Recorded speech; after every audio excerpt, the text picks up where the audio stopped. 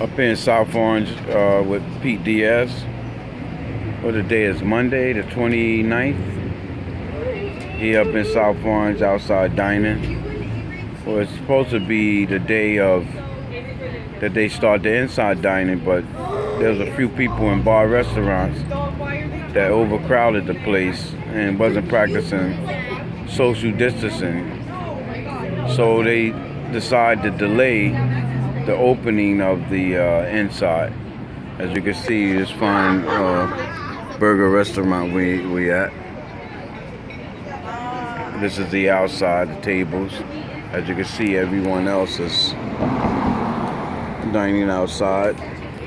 We're practicing social distancing. So Pete, what do you think about the delay first? I'm up here with Pete Diaz, the owner of Plaza Fitness, who is scheduled to reopen, I think that's Thursday, July 2nd, for like personal training.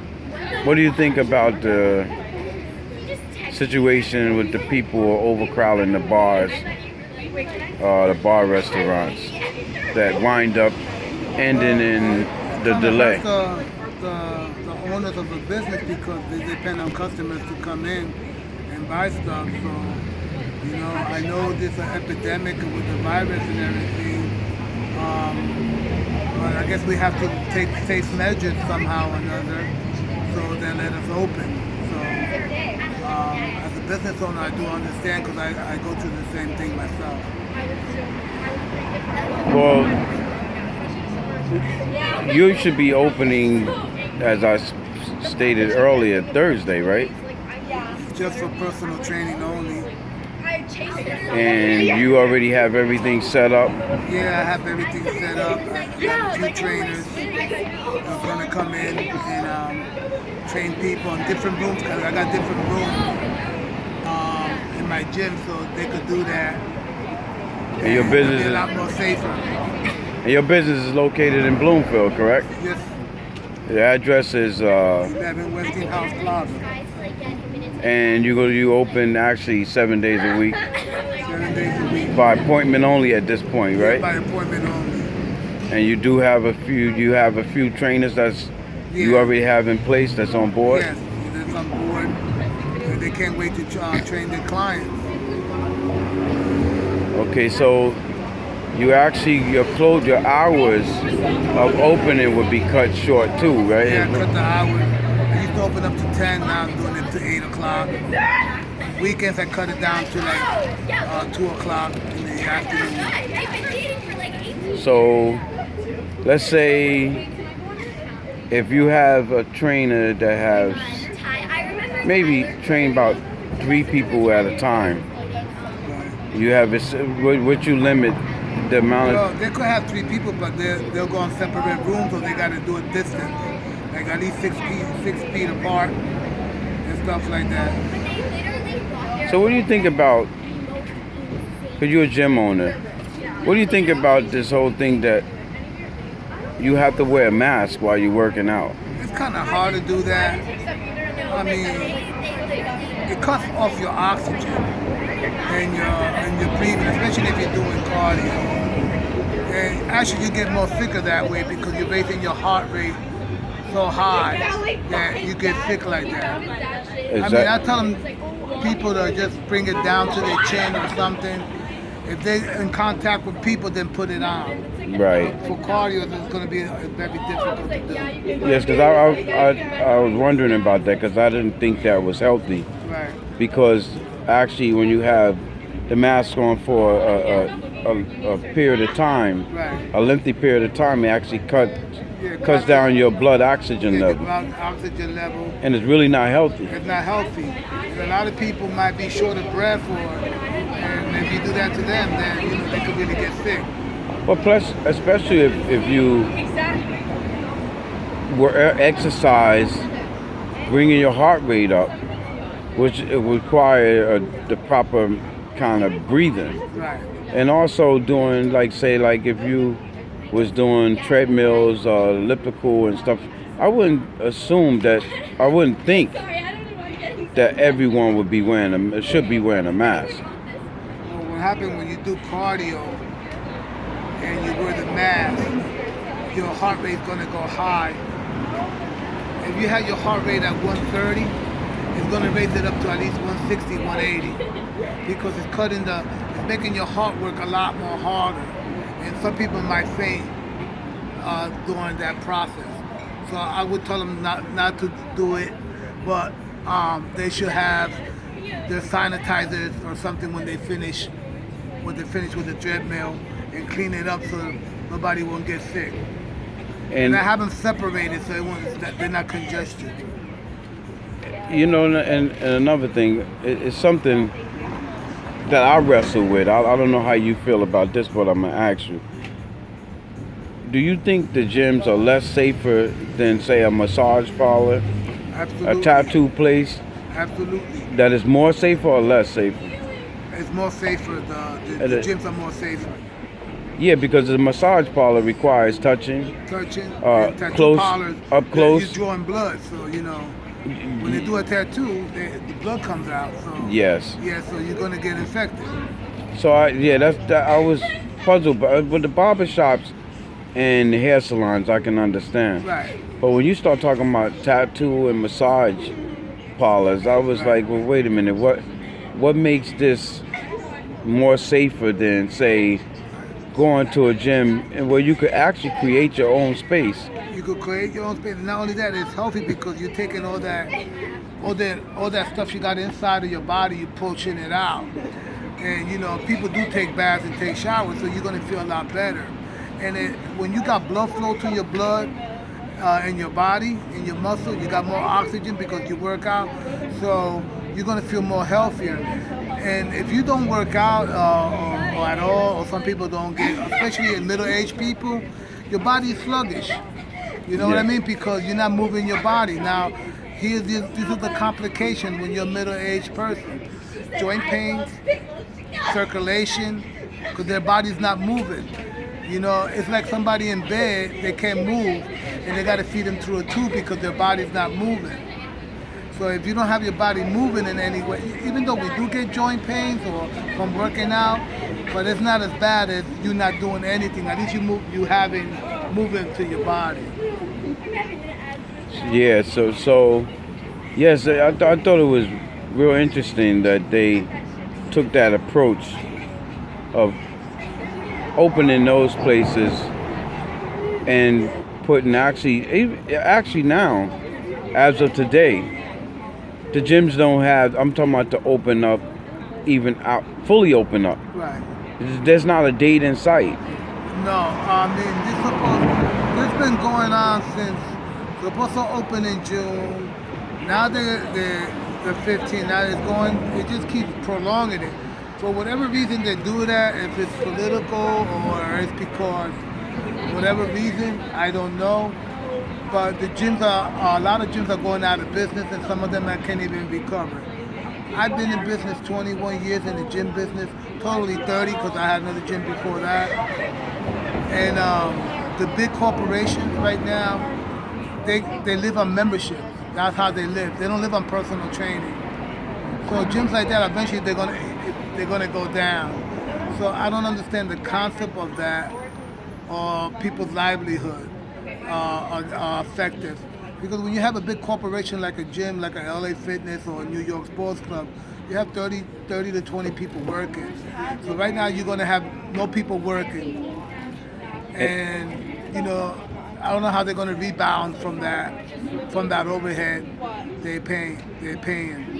And actually it's weird because they say that one of the things that the virus attacks is your immune system. Right. So if you have a compromised immune system to start with, your chances of battling or overcoming the disease is just that much greater, opposed to if you have a stronger immune system. And you know, as a gym owner and being someone that was been in the fitness business or the health industry for well over 40 years. You may have a gym for 21. Yeah, but I've been involved with like 40 years. You know that 20 years old.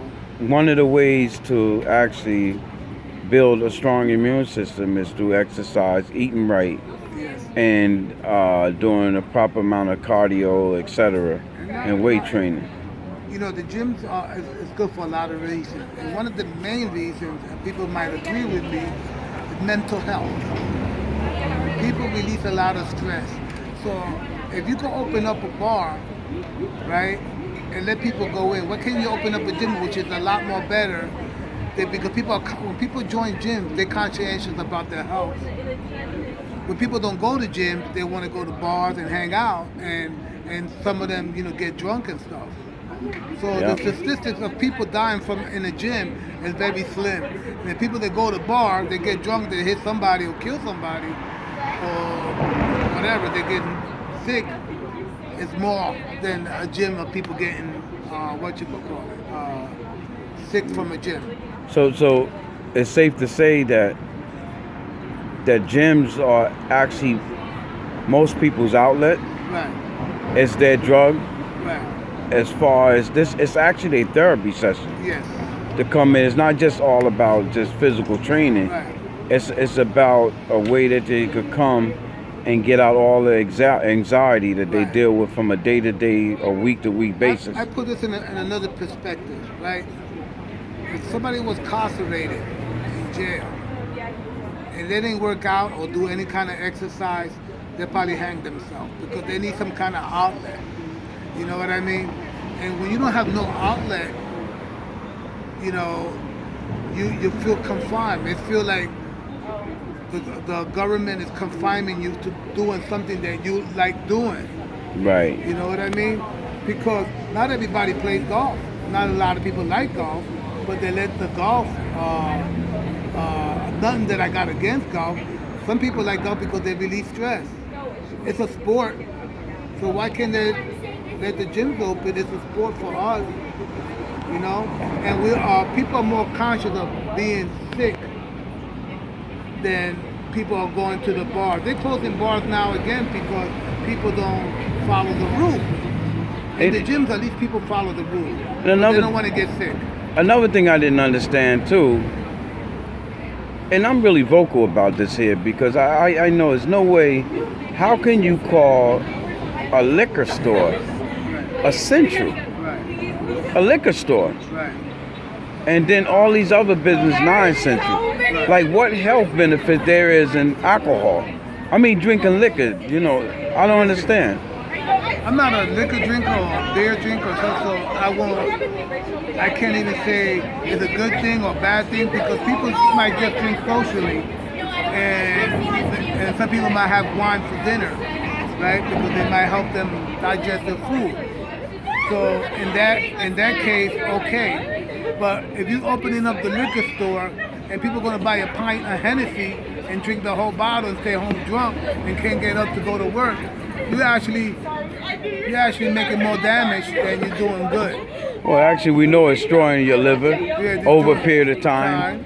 It's weakening your immune system. Right. I still would never understand until somebody really explained that to me. Is how that a liquor store is essential. Right.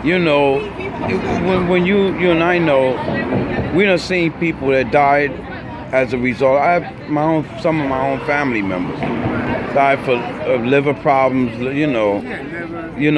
Whatever disease there is that's caused by the alcohol. And we know that that's an unhealthy addiction. The only drinking that comes in the gym, if you go to gym, popular gym, you see somebody with water with them. Right. What the water does, flushes your system. Exactly. What the liquor does, it tears your system. So, it just didn't make no sense to me. So, because alcohol is alcohol.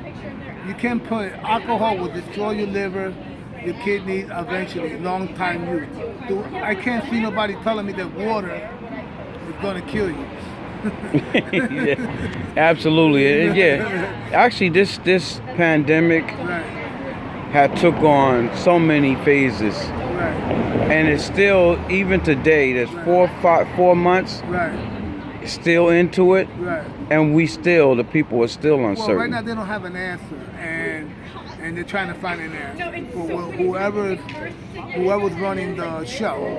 You know what I mean? And if if anyone's running the show. Right. So the people who are saying this up there in the government, they're okay because they got the best health, they got the best doctors, they got the best. But what happens is with the middle class people in the small stores, a lot of them don't have that kind of luxury.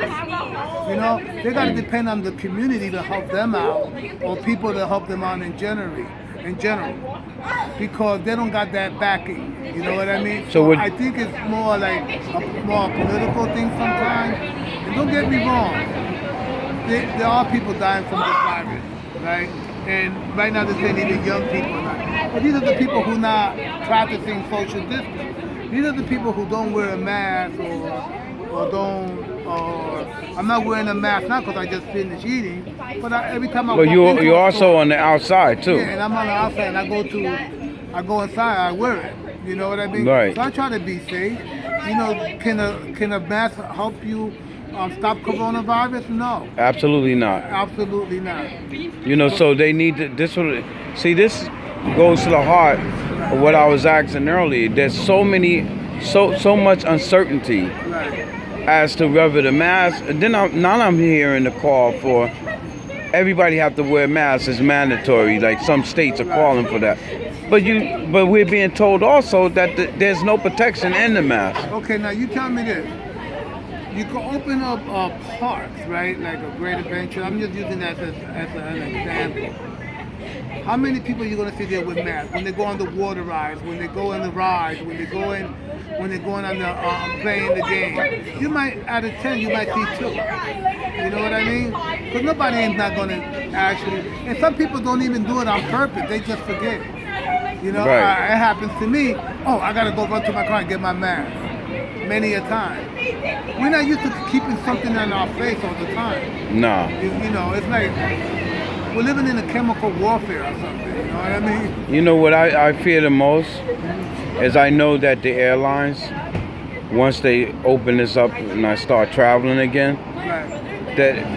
and I usually fly overseas Right. where there's a 16-hour straight flight, Right. that I'm gonna have to wear a mask for 16 straight hours over my face. Wow. I couldn't Breathing do that for an in- hour. Never mind 16. Yeah, so this either way is dangerous. Right. I believe, you know. So we definitely live in a different world, in a different time, and I guess this is going to be our norm for a long time because I don't foresee this virus going away anytime soon, because a lot of this is behavior too, and the people, as you know, we saw people that are not practicing social distancing. They bunched up together. It's about like maybe 30, 40 people Well, it together. is. Okay, I'm gonna put it in a different perspective. We're not used to this kind of living. We never seen this coming. So I'm not blaming the people. I'm not blaming the whatever. We living in a country that we could go anywhere we can. We could go to any store. We you know. So when this sickness came and started hurting a lot of people, right? People started being cautious. Right. About themselves. And, you know, it's kind of hard because when you used to live in a kind of some kind of different kind of life, you know, and if things are taken away from you, we're not comfortable with that. Right. You know what I mean? So we have to adjust. It's a new world now. It's not only in the United States, it's all over the world. If it was just in one area, then you say, well, you know, this has happened because of X, Y, Z. But this is all over the world. You know, right now Ecuador is having a big epidemic with the coronavirus. South America right now. You know, and they didn't even have it, but now it's spread. Brazil is, you know, again they're having it. So we might have flattened it down over here a little bit, but it's traveling somewhere else. And the countries that are doing the best, Right. is Southeast Asia. Right. And all the Asian countries, when they say that it started in China, Right. they're doing better than Europe, the U.S., Right. and anywhere else. Well, what happened with that is that they shut down everything right away. They didn't let nobody come in. Once they knew that what was going on, they just shut down everything. And not again, and not only that, for what I see also, right, because I watch other bloggers right, that be they took it so serious right, that the people are listening, right, and they were, because they got some of the countries like Thailand right. that's open back up, but the people are coming out, but they're still more responsible. They're not getting into those Right. big time crowds, Right, even though they even opening up some of the bars, right. and people are still. You still have to take your precaution, Yeah, absolutely. and that's not what American people are doing. No. You know, I mean, I must wash my hands like 100 times, you know. So I work in the car business, so I'm always into kind of, you know, I also work too. And I'm in the car business, I'm always touching somebody's car or somebody. And I touch police cars because we work on police cars. So I got to keep my mask and my gloves on, then I throw them out after every job I do. But it's a lot I don't understand it, and I probably never will. But if we were a little bit more conscious of what we're doing, it'll probably be better. They say they got a vaccine for it. But they're giving you a vaccine, it's going to kill you. So what? well, it's not. It's so. You know what I mean? I mean, so what you understand actually that. saying is, it takes years. Like you're playing dice with that. Well, know? it takes years before you can perfect a Right, vaccine. You and I know there's no way in the world that they're actually saying, projecting, that at the end of this year they're gonna have a vaccine. Yeah, who's gonna be the guinea pig to use it? Because it won't. I wouldn't. You know, because you and I know that there's always a side effect Right. with any drug that you take, Right. and it takes years for them to really home in on, you know, the effectiveness of the drug. So It's like this might It's like the flu shot. It took years to perfect that. Yeah. And not too many people could take a flu shot. Some people even get worse than they really are. But some people they're good from it. You know, they get better. You know what I mean? A person who's got very low immune system, not gonna happen. it's not going to happen. They get really sick. That's why gyms are important, because we're always trying to take care of our health. We're conscious of what we eat. We like to work out, do cardio, whatever we have to do to make ourselves healthy. You know, people go in bars and eat, you know, fried food, drink alcohol, and it's all good, you know, because, you know, you deserve a little break once in a while from just getting away from it. You want to meet with friends and everything. But when you abuse it, it's like anything else. And that's what's happening now. When they open up the bars, people abuse it. So now they got to close them back again. And nobody then follow through. Yes. So we're gonna end this here video on congratulations on you opening up for Let's personal see. training on Thursday. Right now I'm taking it day by day, and then you never know it. They could say yeah, and then tomorrow they say no. So we don't know. Well, yes. It seemed like the fitness field or the fitness industry is taking a beating as a result of other people's negligence. Because, Right. may the truth be told, even up to the day, I have not heard of many cases coming up out of people being in the gym and working out, unless I don't have that information in front of me. Right. But you hear that about being in, let's say, a bar, a club, or even being out, you know, in the protests. Yeah, well, this is another thing I'm kind of confused with is they're not telling us how to prepare for this. We're doing this on our own. We didn't get a paper saying or email saying, you should do this, you should do that, you should do these are the things. Nothing at all. Unless I'm not looking for it, but so far I haven't seen anything. Well, So how people are not prepared to do what they got to do? that's why I say it's so much uncertainty Right. earlier in this interview. I say Taking the it people upon are ourselves still. to do it on our own. We Hopefully it works out. have less information now than we had 4 months ago. Right. Well, that being said, folks, we're gonna tune out until next time.